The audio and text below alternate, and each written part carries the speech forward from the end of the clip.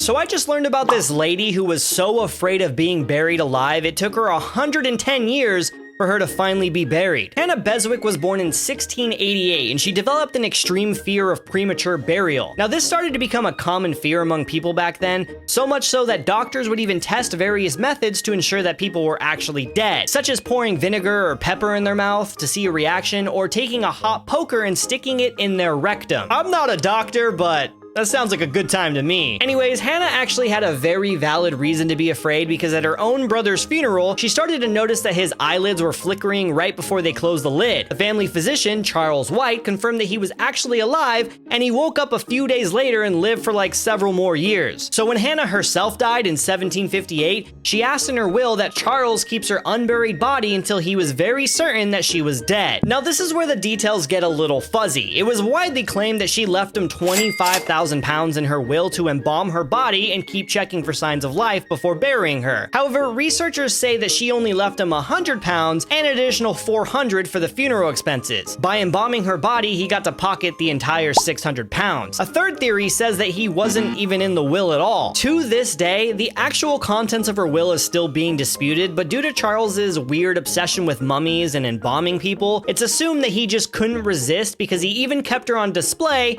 and let people come to his house to see her. Eventually, Charles died and Hannah's body passed through 2 different owners, and 110 years later, the body ended up in possession of Manchester University, who officially declared Hannah dead and gave her a proper burial in an unmarked grave. So that's cool, I guess.